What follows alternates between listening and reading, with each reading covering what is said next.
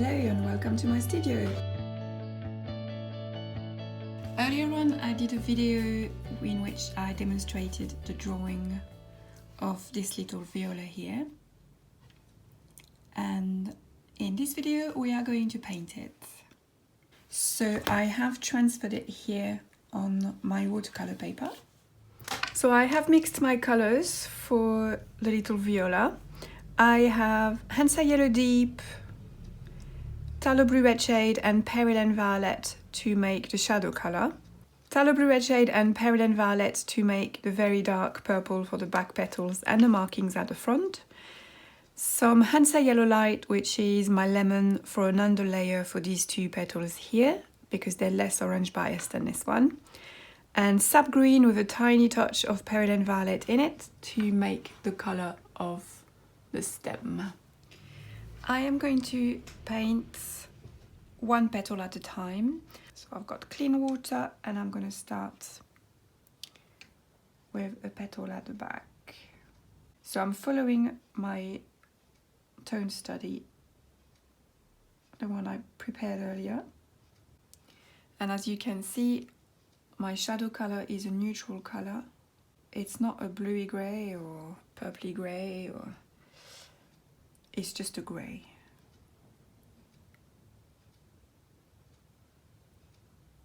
A proper grey. Don't be too timid with it. It won't pay off in the long run. So while this one dries, I am gonna go to the front one here because it's not touching it. And the grey I'm putting down here, once I put yellow on top of it, it's gonna show even more. So on this one you have to be timid with it, because if you're too bold, your yellow is gonna look dirty. So that's all you need for that one. Alright, that's it for the shadows. Don't forget, if you have any questions, you can use the comments below. And if you're a Patreon subscriber, you can comment on the video as well and ask questions, or you can use the chat in our little Discord group. I'll be back soon for the colours. I have left the shadows to dry thoroughly, and now I am ready to start painting some colours. So I'm again going to start with the petals at the back, and I'm using the mix of Tallow Blue Red Shade and Peridot Violet, reserving the highlights, but the highlights won't be completely white because the back petals have got quite a velvety texture. But I can straight away deepen the color before it dries, because if I don't deepen the color enough, I'm going to need to do 25 washes on top of this. And I don't want to.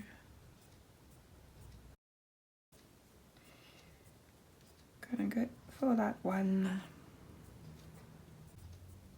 So this is Hansa Yellow Deep.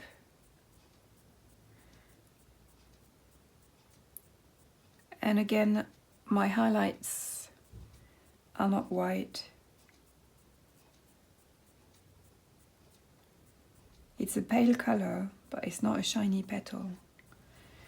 And now I can do this one.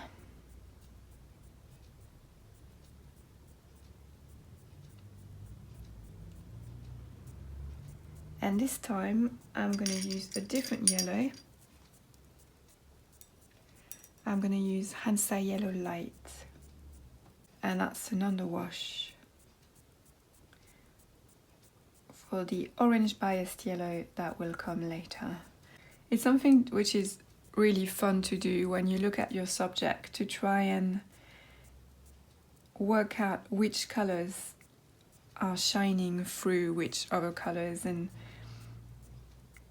in which order to paint them, and what colors to layer to get to the color you want in the end. I let all the washes dry thoroughly for about half an hour, and now I'm ready for a second wash. And I'm going in with a mix which is quite dark. It's still tallow blue, red shade and petal violet, and there isn't much contrast on the velvety texture. Actually, I'm going to remove that one completely. Even. That was quite drastic. Okay, that's it for this petal.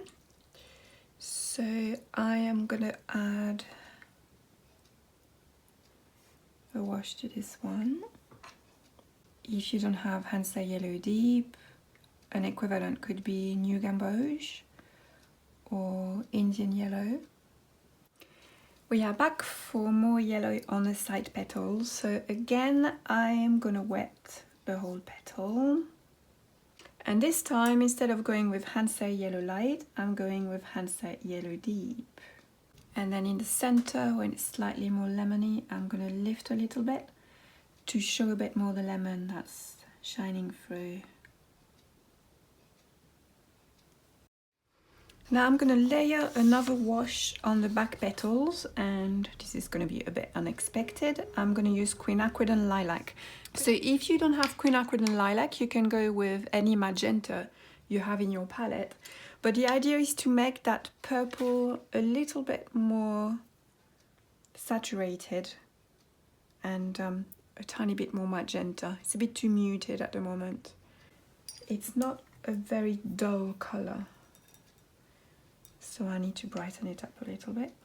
Where the petal is very dark, the quinacridone lilac isn't gonna show that much, but across the highlight it will.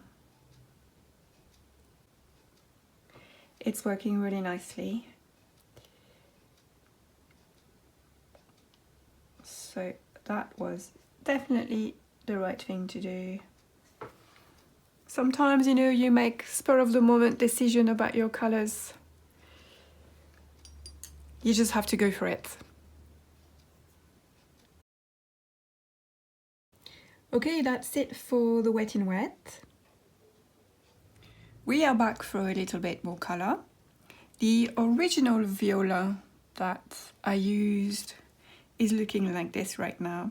So that's not much use because it's completely faded, but also the colors have changed quite a lot. You can see as it got older, the petals got more orange than yellow. So I went to pick a new one. It's from the same pot, so same variety, but obviously because it's a different flower, the markings are quite different. So I am gonna use a little bit of dry brush, and with a very soft brush, I'm gonna use some quinuphthalone yellow to brighten up this petal. It didn't have enough variations in it. It looked a little bit flat to me. So I'm brightening it up with some quinuphthalone, which is a very saturated yellow. Now, as you can see, I still need to darken a little bit those petals at the back. So I am going to use, again, a bit of dry brush with the mix that I prepared earlier, which was Perilene Violet plus Tallow Blue Red Shade. And I am going to add some color. I am covering the darkest parts. And because the petal is already quite dark, it doesn't show the brush strokes too much. So if I was doing my first washes, I would never go dry like this because it would make too many lines. So even after all that, I'm still adding paint. There's still paint on my brush. Now I am going to do with green the little blob in the center. And leave that to dry, and then I'm going to add some shadows. And it's also time to do the markings. I'm actually going to use my original markings. Also, this one had a lovely little dark patch here, which this one hasn't. And I quite like that little goatee. I am going to draw the markings on the flower with a 0.3. So again, with my little brush 0, 0, 0, I'm using the dark mix that I mixed for the back petals. So same mix again, petal and violet, tallow blue red shade, and quite a concentrated line. And you just follow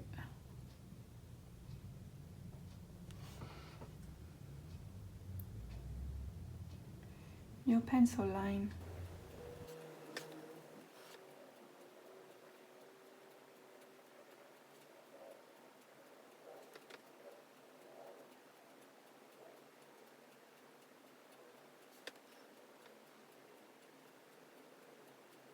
I've stopped talking on that one, concentrating so hard. It's not really difficult because you have a dry brush, you know exactly where you're drawing. And you have the pencil line under there, so it's not difficult to do. But you do need to concentrate. And not get complacent with it.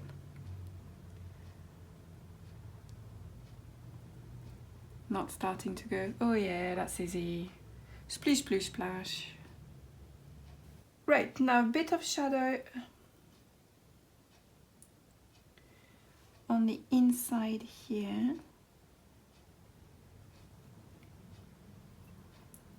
Same shadow color as before, so that's Hansa Yellow Deep, Tallow Blue Red Shade, and Peril and Violet. In between the two little white eyebrows there.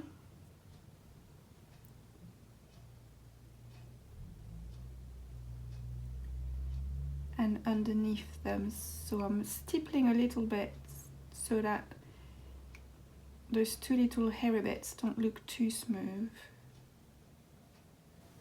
There we go, and now I am going with a very soft brush. I am going to blend in the markings. So I'm just using pure water now. So I'm just very gently adding a bit of water. All right, now you can see that they're quite dark, these marks, but they're also blended in on the edge of them. Oh, and the patch. Forgot the little patch.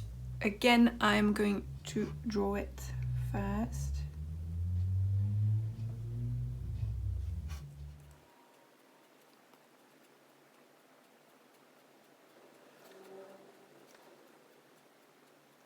Watering the edge a little bit to sink the patch into the texture.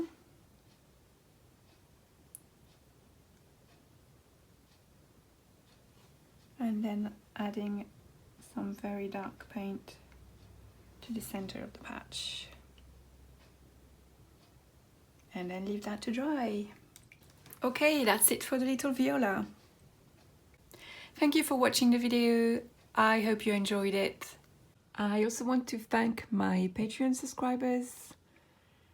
This tutorial here on YouTube is about 15 minutes long, but on my Patreon site I've split it into several parts, and altogether it's about an hour and 10 minutes. So if you like longer paint-along tutorials where you can see everything, then you should probably check out my Patreon site. Thank you for watching the video. I hope you liked it. If you did, please click like and don't forget to subscribe. It's all free and you will get notification when I post something new. And I will see you soon in another Atelier Sandrine Maugy video. Happy painting! Bye! So I have my palette ready.